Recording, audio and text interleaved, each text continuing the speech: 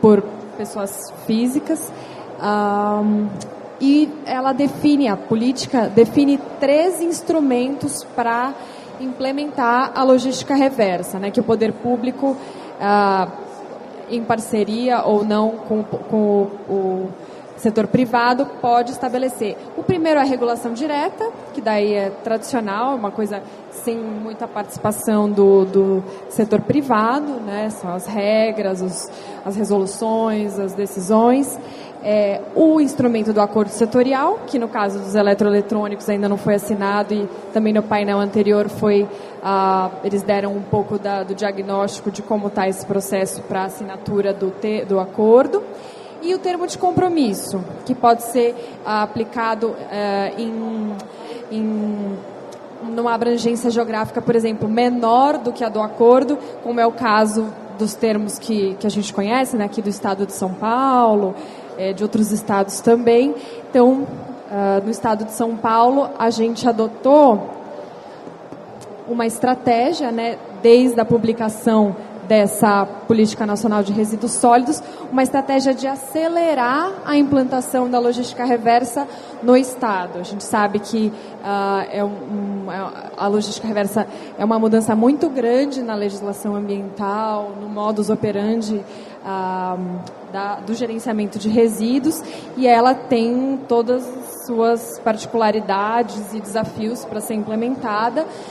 Então, o Estado estabeleceu uma estratégia baseada basicamente na publicação de regulações, como eu vou falar mais para frente, no estabelecimento de termos de compromisso e outras ações visando a promoção do crescimento gradual da participação de toda a indústria, dos distribuidores, do comércio e dos próprios municípios na logística reversa. Então, falando um pouco de regulação. Também no painel anterior, o Henrique já tinha citado, mas em 2016, a CETESB publicou uma decisão de diretoria, a decisão 120, que foi muito importante, né, para a logística reversa de eletroeletrônicos, porque ela não entrou no mérito se o resíduo eletroeletrônico é perigoso ou não. Isso são em normativas, né?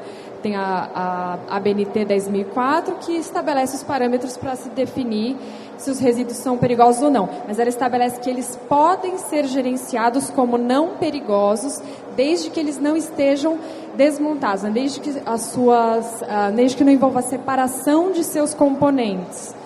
E isso, claro, facilita toda a logística e, nesse caso, né, deles não estarem desmontados, eles inclusive são isentos do CADRE, que é um documento aqui do estado de São Paulo, não sei se todos conhecem, que é necessário para destinação de resíduos perigosos. Então, tem essa facilitação e até um benefício econômico de não ter que emitir esse documento. E aí, outra regulação muito importante nessa questão da logística reversa foi a resolução SMA 45 de 2015, que ela já estabeleceu as bases para a decisão de diretoria 76 de 2018, porque ela estabeleceu que a CETESB definiria como ela iria cobrar o cumprimento da logística reversa. Né? A CETESB, então, deveria cobrar por meio do licenciamento ambiental, que é o principal instrumento de responsabilidade da CETESB. Então, foi essa estratégia adotada desde então. Então, falando da decisão de diretoria 76, né, ela foi publicada no ano passado. Ela, então, incorpora a logística reversa como uma condicionante para o licenciamento ambiental, gradualmente. Ela aplica-se a empreendimentos responsáveis pela fabricação, importação, distribuição e comercialização de produtos eletroeletrônicos de uso doméstico. Então, também ela se refere só a esses eletroeletrônicos gerados, descartados pelos consumidores finais. E somente aos empreendimentos que são sujeitos ao licenciamento ambiental pela CETESB. Tá?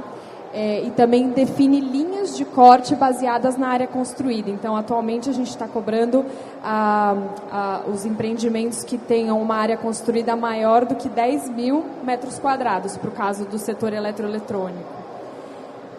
Ela também traz metas tanto geográficas quanto quantitativas para 2021, que deverão ser atendidas em 2021.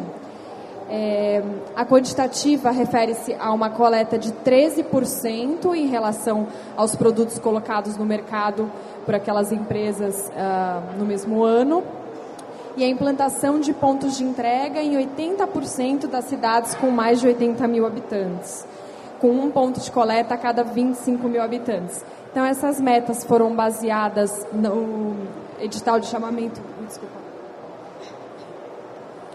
No edital de chamamento do acordo setorial, né? Essas metas também foram baseadas em estudos de viabilidade técnica e econômica que embasaram esse edital. Então, a gente não tinha como se furtar a essas metas, né? E a decisão de diretoria traz para o setor regulado a necessidade de apresentar, primeiramente, o chamado plano de logística reversa, que a gente, depois eu vou mostrar, o formulário está disponível no nosso site, e as orientações para preenchimento, mas basicamente ele contém a descrição do sistema de logística reversa. Então, como aquela empresa ou aquele conjunto de empresas pretende coletar os resíduos, né, descartados pelos consumidores, quais são as responsabilidades dos atores envolvidos naquele sistema de logística reversa, quais ações de comunicação e divulgação do sistema de logística reversa, porque a gente também entende que esse é um ponto muito sensível, né? O consumidor tem que saber onde são os pontos, tem que saber como descartar, tem que ser orientado de como descartar esses resíduos. E as metas são de 2018 a 2021, são anuais, né? As de 2018, 19 e 20, o próprio setor regulado pode decidir, propor essas metas, né? Só as realmente finais, que são as metas de 2021, que estão determinadas na própria decisão de diretoria. E além do plano, né, uma vez que o plano é entregue, ele passa por uma avaliação da nossa equipe técnica da CETESB, ele pode ser aprovado ou não, né, a gente pode dar uma devolutiva indicando necessidade de revisão, inclusive com orientações de o que deve ser revisado, melhorado. Mas depois da apresentação desse plano, anualmente a gente tem que receber...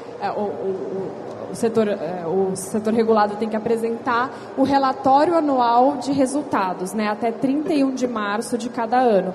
Então, um relatório que vai demonstrar quantos resíduos foram coletados, para onde eles foram destinados, se a meta proposta foi atendida ou não. Então, atualmente, em que estágio da implementação da decisão de diretoria nós estamos?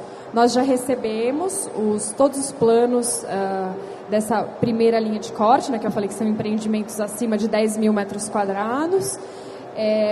Estamos verificando esses planos e também os relatórios entregues em março. Já fizemos a devolutiva aos proponentes, inclusive com orientações de revisão, como eu já havia dito, em alguns casos. E fizemos também a convocação de empresas que se enquadravam nessa linha de corte e que não apresentaram plano.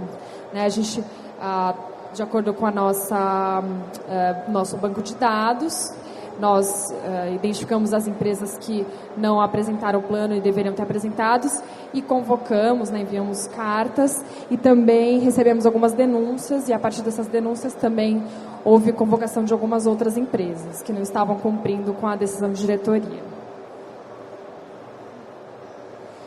Então, agora falando um pouco da nossa outra estratégia, né, além da estratégia da regulação, nós temos também a estratégia de firmar termos de compromisso.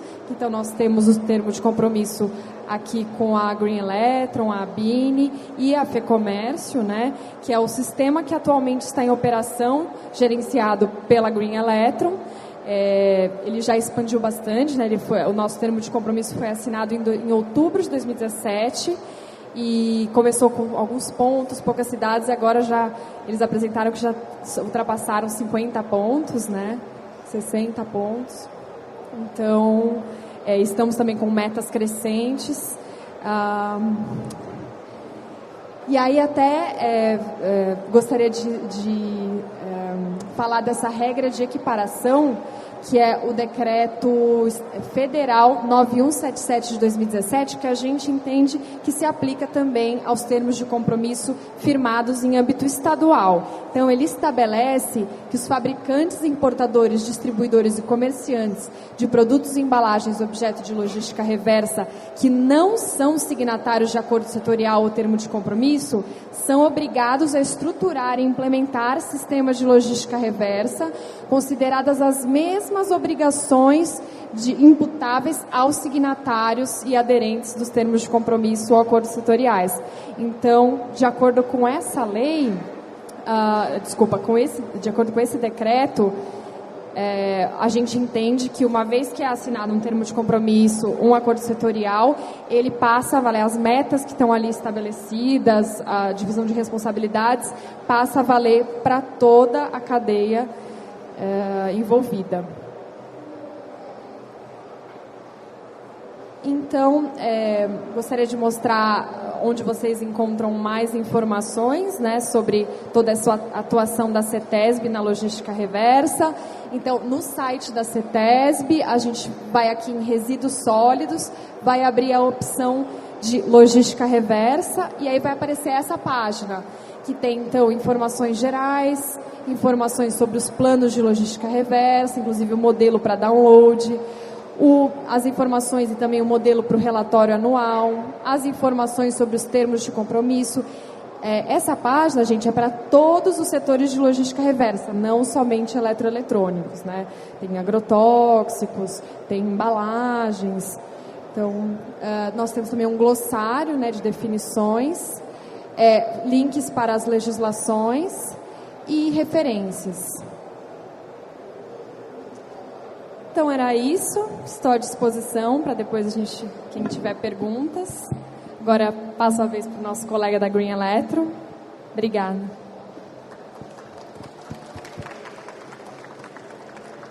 Boa tarde, pessoal. Todos me ouvem bem? Está alto, está baixo? Tudo bem?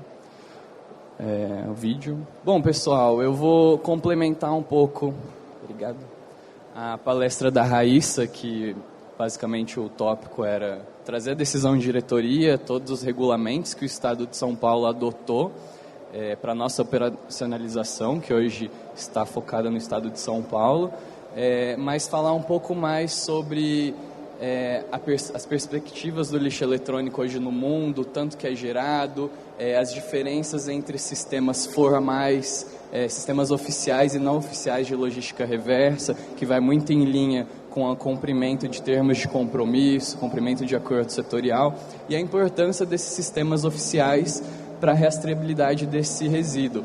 Então, hoje, sistemas oficiais, eles se comprometem com metas de coleta, com metas de pontos de coleta, plano de comunicação para fazer esse trabalho que a Green Electron está fazendo hoje de divulgar para o consumidor final, para a pessoa física, a consciência ambiental sobre o descarte correto. Então, sistemas oficiais trazem isso e também prezam pela rastreabilidade e a destinação adequada desse resíduo, de ter 100% da certeza de que tudo que foi descartado nesse coletor vai ser reintroduzido na cadeia produtiva e não sendo revendido no mercado paralelo, no mercado informal. Então, eu vou mais ou menos falar um pouco sobre isso. Vamos tocar.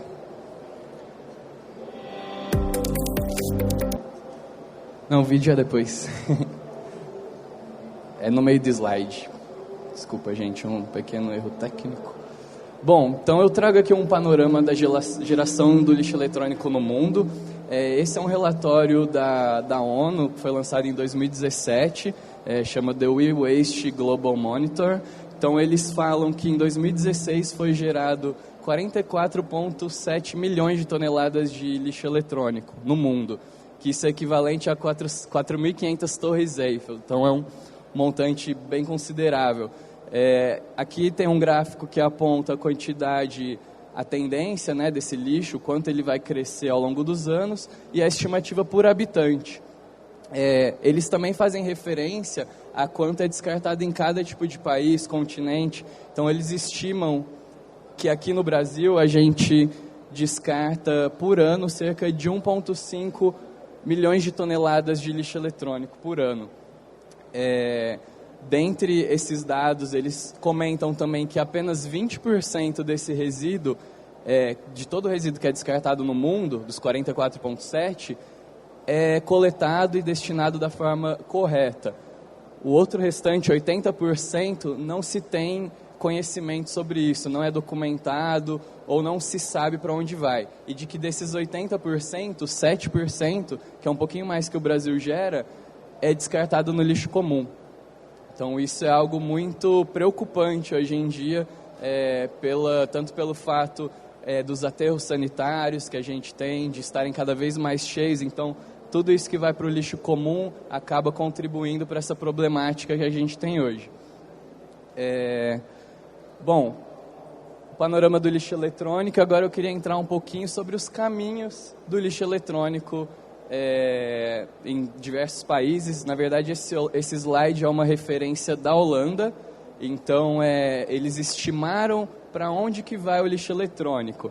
Então, aqui no centro, a gente pode observar que a gente tem o Sistema Oficial de Logística Reversa, que seria, no caso, implementado por uma gestora ou mais de uma gestora.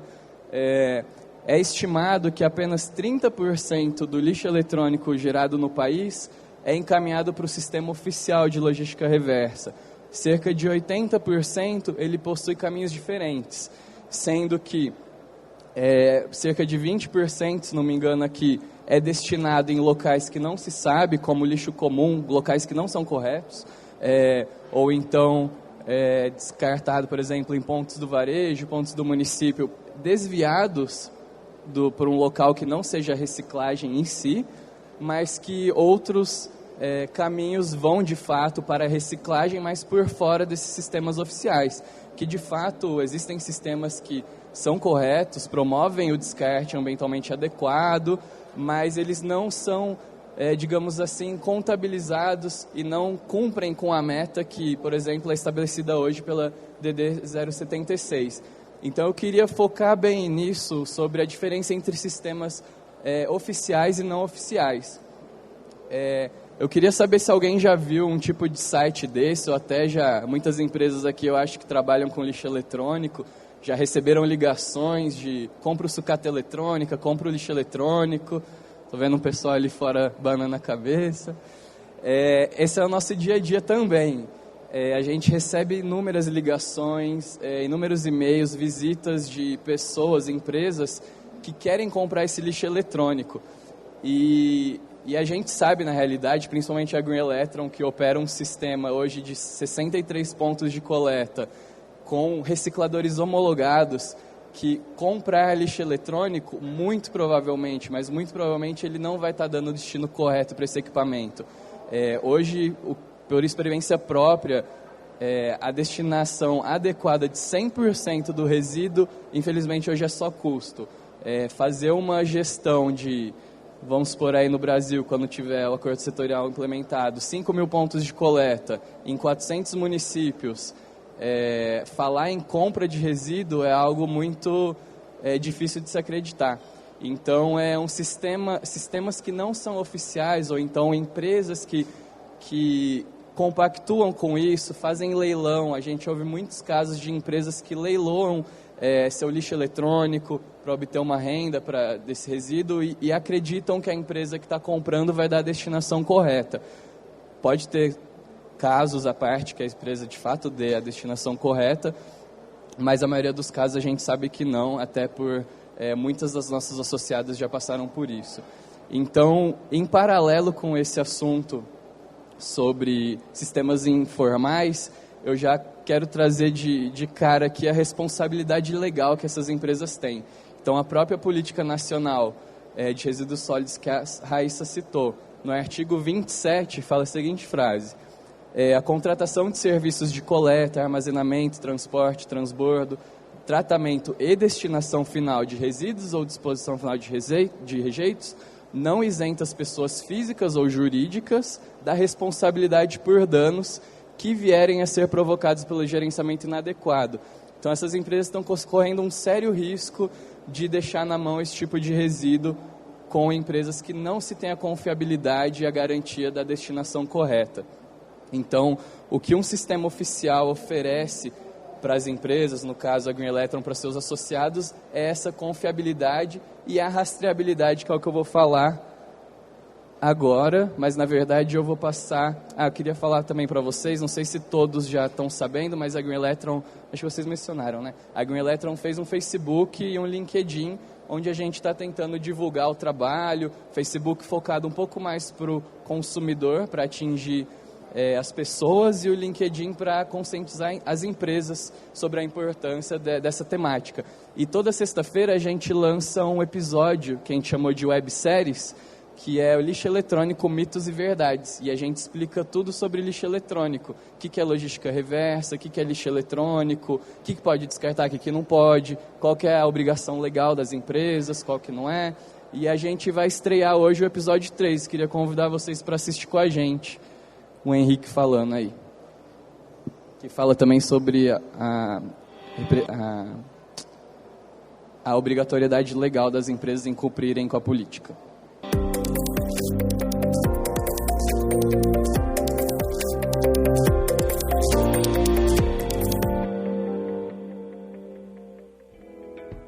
E aí, pessoal, vamos falar hoje então sobre as obrigações legais da logística reversa. Aqui no Brasil, a logística reversa é uma obrigação legal, prevista na Lei 12.305, que é mais conhecida como Política Nacional de Resíduos Sólidos. Nessa lei tem duas questões fundamentais, que é a responsabilidade compartilhada pelo ciclo de vida do produto e, de fato, o artigo que fala da logística reversa. Tudo isso são obrigações compartilhadas, então, entre o fabricante, importador, distribuidor e comerciante, que tem que trabalhar em conjunto para fazer esse sistema ficar de pé. Além dessa lei federal, outras leis estaduais também estão sendo criadas e agências ambientais também, incluindo isso como critérios, inclusive, de licenciamento das plantas, das fábricas aqui no Brasil. O comércio também já está sendo chamado a participar e, com isso, a obrigação fica cada vez mais forte. Então, por isso que é muito importante as empresas estarem conscientes dessas suas obrigações legais, porque trazem implicações práticas para o dia a dia das suas operações. Seja ela fabricante, importador, distribuidor ou comerciante, entre em contato com a gente. A Green Electron tem uma solução que vai ajudar você a cumprir essa lei.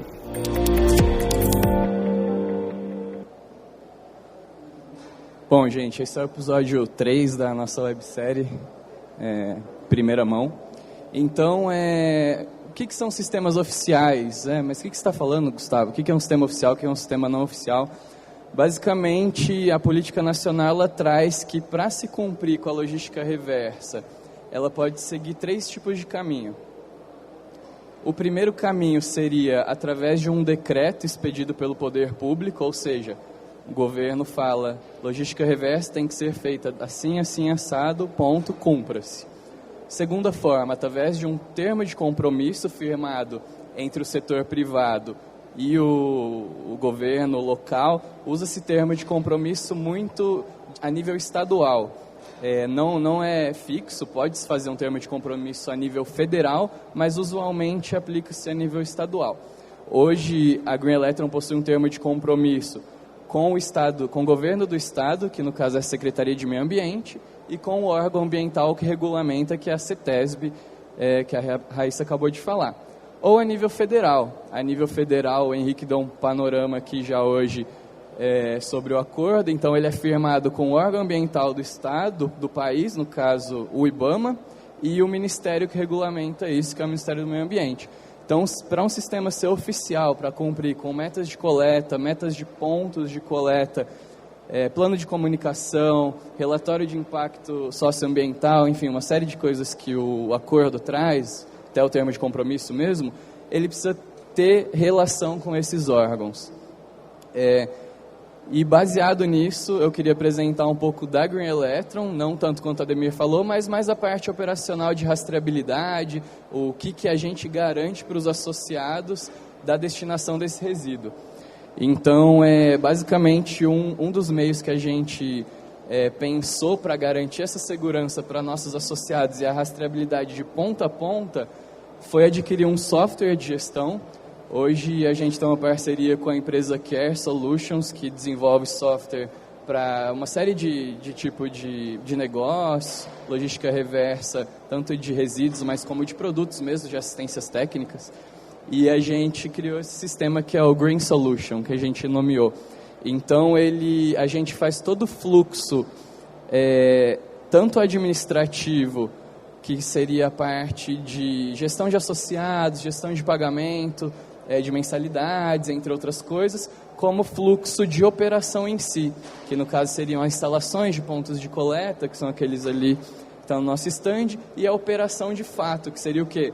Coleta no ponto A, entrega do ponto A no reciclador B, coleta no ponto C, entrega do resíduo no ponto C no reciclador A, e por aí vai.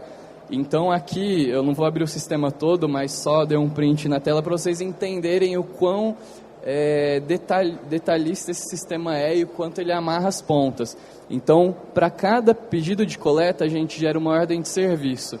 Então, nessa ordem de serviço, ela inicia na solicitação do ponto de coleta, então ele entra lá no sistema online da Green Electron, no site, solicita a coleta para o nosso operador, e automaticamente esse operador já recebe esse pedido de coleta, providencia a coleta, agenda com ponto, ele faz o transporte do ponto até um centro de consolidação ou reciclador final, varia de caso a caso.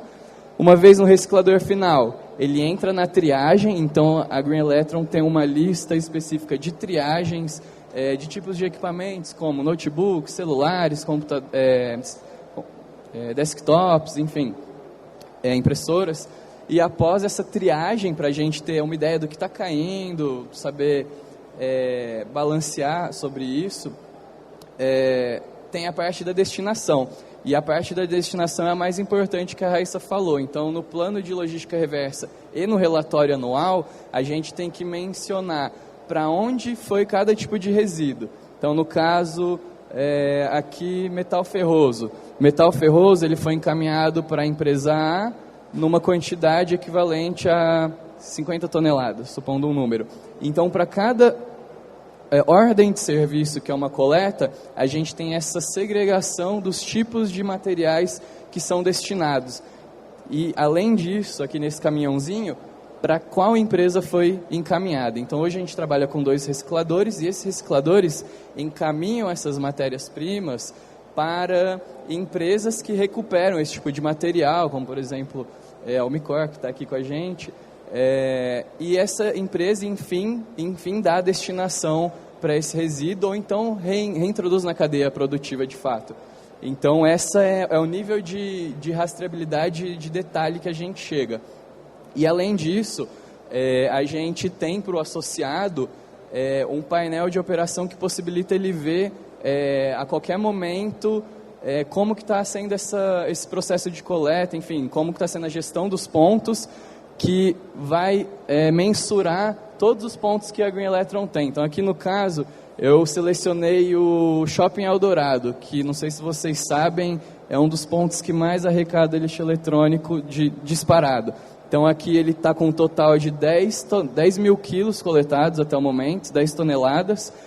Então, clicando nesse ponto, a gente consegue ver todo o histórico dele mensal de coleta, o número de coletas realizadas, aqui o peso médio por coleta, como é feito, e isso aqui dá para o céu é o limite, dá para brincar. Uma vez tendo essa base de dados bem consolidada, a gente consegue criar qualquer tipo de indicador, inclusive de matérias-primas. Então, aqui no caso de metais ferrosos, placas, vidros, a gente consegue criar indicadores falando tanto de material de metal, enfim, de placa, de plástico, que foi encaminhado ou obtido por cada ponto.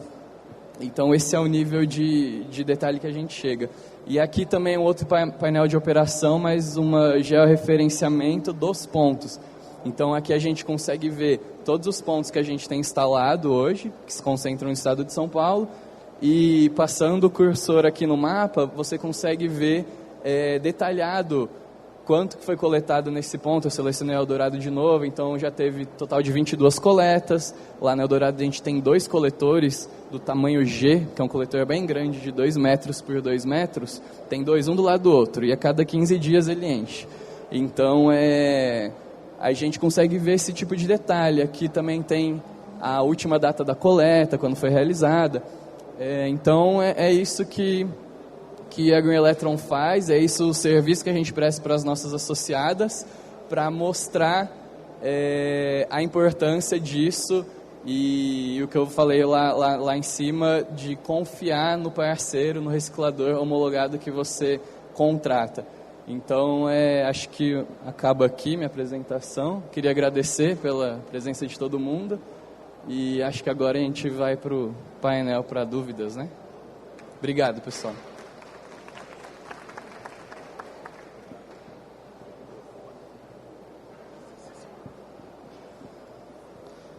Bom, parabéns, Raíssa, pela apresentação, sempre muito claro, né? Gustavo também, né?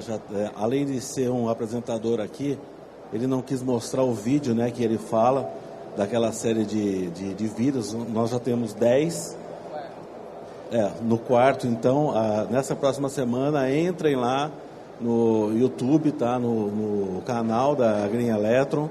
E aí vocês vão poder assistir um próximo vídeo, né, Mitos e Verdades, aí com o Gustavo fazendo essa apresentação. Bom, antes da gente abrir, né, para as perguntas, eu queria fazer um destaque, 2 coisas que me chamaram muito a atenção nessas apresentações. Uma delas, na apresentação da Raíssa, quando ela falou da decisão de diretoria 120, que foi justamente o marco dentro do Brasil, que o primeiro estado em que possibilitou que os eletroeletrônicos pudessem ser gerenciados dentro de um sistema de logística reversa, desde o ponto de coleta até chegar no reciclador como resíduo não perigoso. Então, isso foi um marco no estado de São Paulo, e é algo que está sendo levado para outros estados também. Então, isso era um pleito desde quando saiu a Política Nacional de Resíduos, que existia um limbo, existia assim uma interpretação, cada agência ambiental ela interpretava de um jeito, ou mesmo dentro de uma agência ambiental, cada técnico tinha uma interpretação. Então, o Estado de São Paulo saiu na frente, né, com essa decisão, né, podendo ou facilitando, né, esses caminhos, tirando uma insegurança jurídica e técnica, e isso ajudou em muito e possibilitou que a gente assinasse esse termo de compromisso. Então, para mim, esse foi um dos principais pontos, né, em todos esses anos. E no caso da apresentação do Gustavo, no painel anterior, alguém fez uma pergunta sobre: será que vamos ter mais recicladores no Brasil? E aí, quando você olha para esses números, né, que ele falou que de 1,5 milhão de toneladas de eletroeletrônicos que são descartados aqui dentro do Brasil, só 20% ou menos, talvez, tem uma destinação adequada. Então, eu acho que isso responde àquela pergunta que existe um campo, sim, né, para se investir em reciclagem de eletroeletrônicos. Para isso, claro, precisamos de um marco legal, precisamos de um acordo setorial assinado, precisamos que as empresas se envolvam, participem das entidades gestoras para a gente possa implantar todo esse sistema. Mas existe campo, né? E também toda a questão, né, de rastreabilidade, né, em que não é simplesmente uma forma de cumprir a lei você se livrar do seu lixo eletrônico. Você tem que dar uma destinação correta. E a destinação correta, ela tem custo. Então, no slide onde o Gustavo ele apresenta que tem muita gente que vem oferecer para comprar o seu lixo eletrônico. Gente, nós trabalhamos com lixo eletrônico há 1 ano e meio. Os nossos associados pagam e pagam caro por isso. Então, quem mais conhece de gestão de logística reversa somos nós, de eletroeletrônicos, claro. Se isso desse dinheiro, vocês podem ter certeza que a gente já tinha saído da Green Electron e montado essa empresa. Então, muito cuidado quando te oferecerem esse milagre econômico, tá? Desculpa se eu tomei bastante tempo dessas perguntas, mas eu queria enfatizar esses 2 pontos, né, para que a gente abra para esse debate agora. Alguém Perguntas? quer?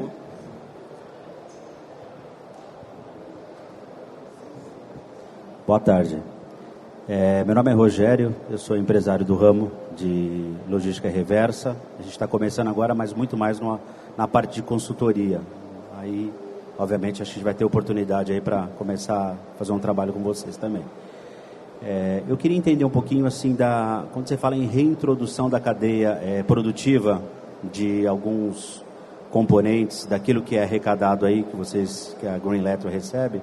O que seria esse tipo de produtos ou partes e peças que eu quero entender que vai para essa reintrodução da cadeia produtiva? Sim, seria exatamente o próprio material. Então, por exemplo, a gente, não sei se já foi no nosso stand ali, a gente pôs um Conheça por Dentro dos Eletrônicos, onde a gente expôs 5 quadros com secador de cabelo, controle de videogame, celular, mouse, e a gente mostra ali todos os tipos de materiais que tem dentro desse equipamento. Então a gente tem plástico na carcaça, a gente tem a placa eletrônica que é feita de fibra de vidro, tem cobre nessa placa, tem estanho.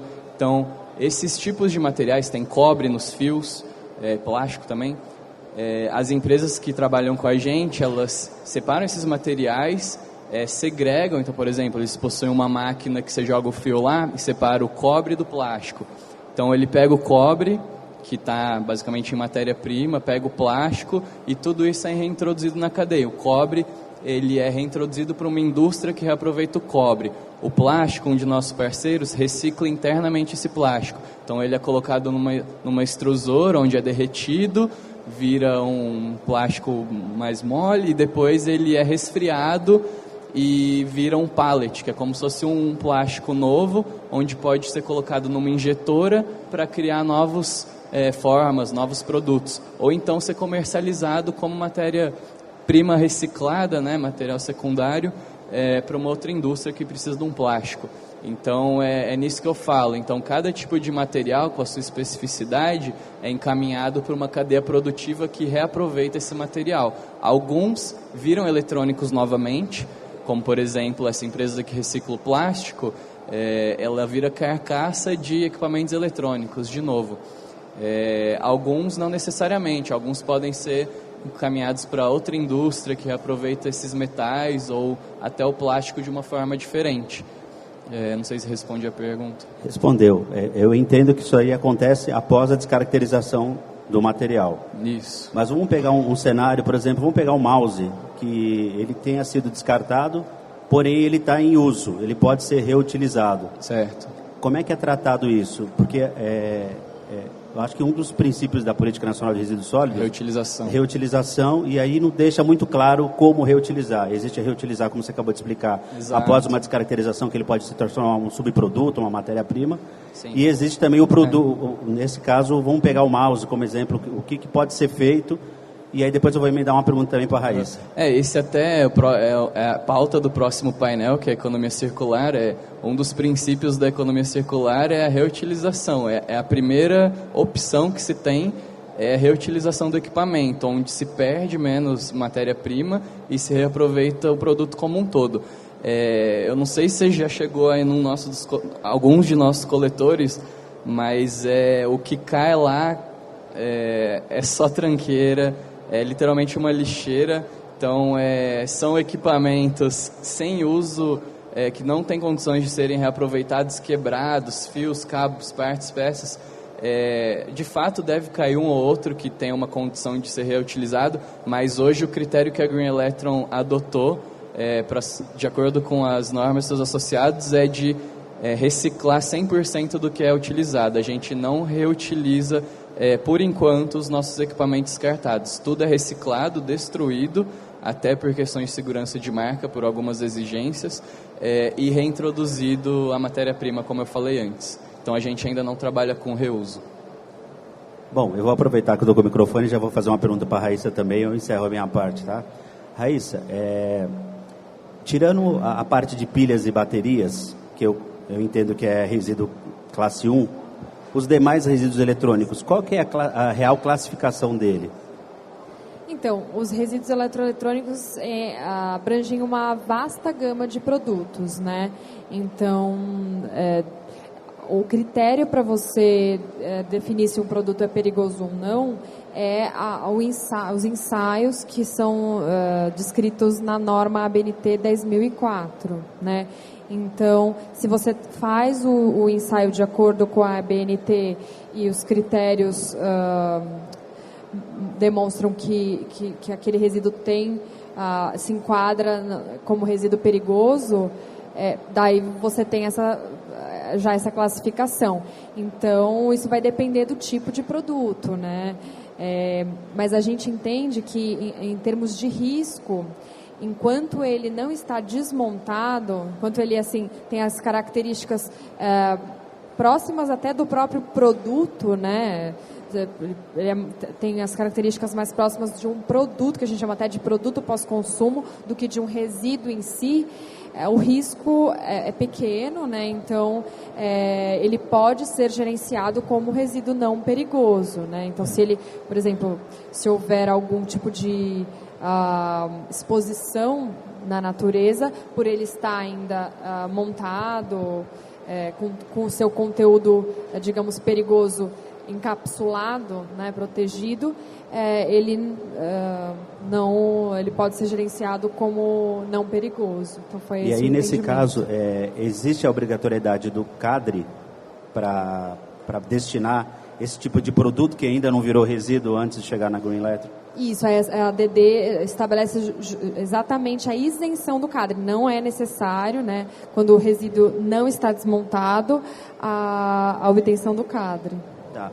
Você falou ADD, essa é uma norma que está no site da CETESB? Tá, é a decisão de diretoria 120 de 2016. Ela não trata só disso. Tá. Uma das partes dela, né, dos capítulos, digamos assim, finais, trata dessa questão do eletroeletrônico. DD 120 2017. 2016. 2016, tá. Tá bom, é isso aí. Obrigado. Alguém tem mais perguntas, gente? A gente está quase estourando o tempo, mas acho que dá mais uma. Eu levo.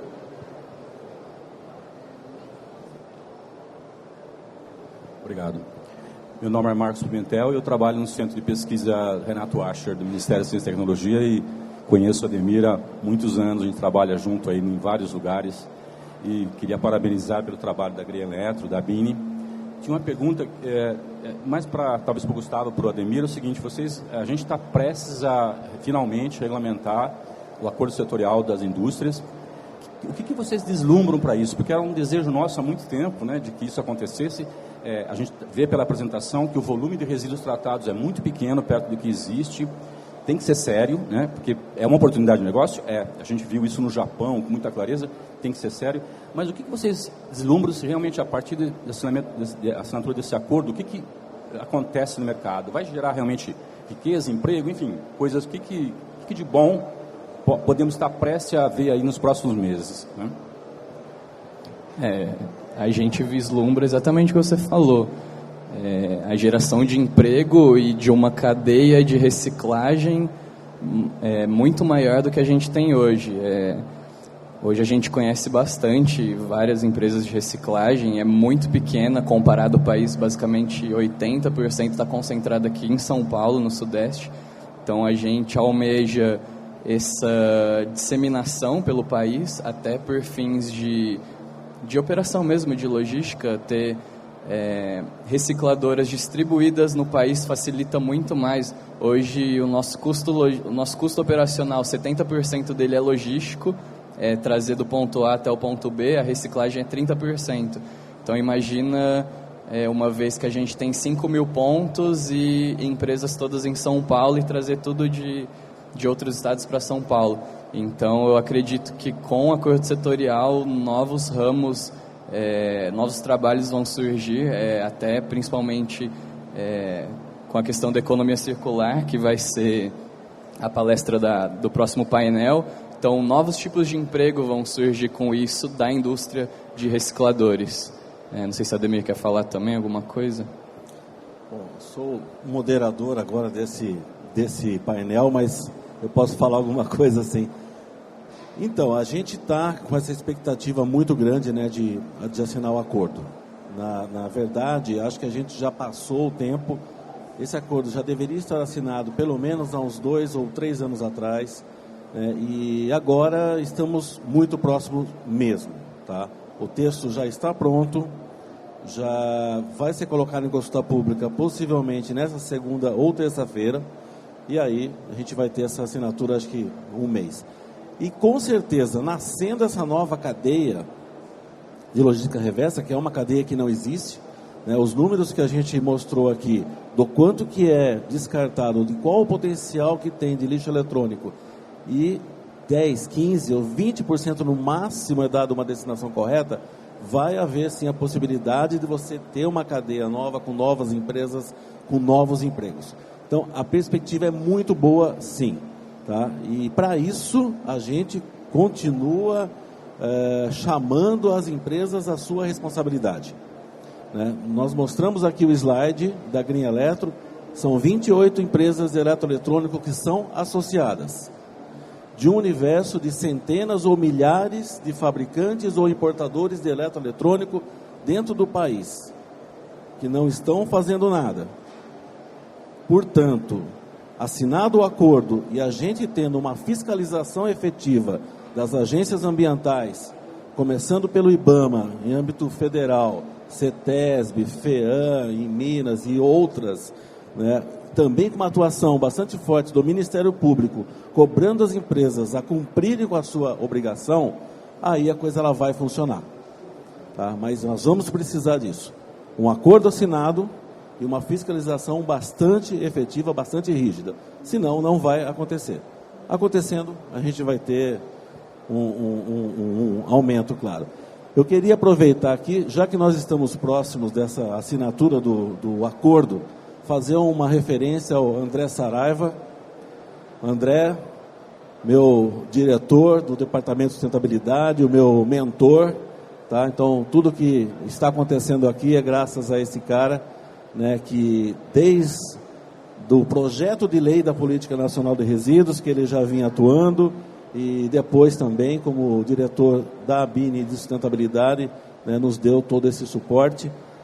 Pena que ele não é mais o diretor de sustentabilidade e ele não vai ter a honra de assinar o acordo setorial, mas foi uma das pessoas que mais lutou para a gente chegar até aqui, para que existisse essa Green Electron, né, e um incentivador. André, obrigado sempre, tá? Está sempre aqui com a gente.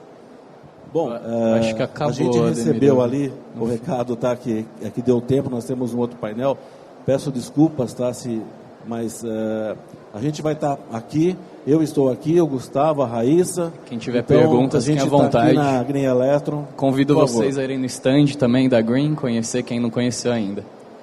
Obrigado. Obrigado, gente. Obrigado.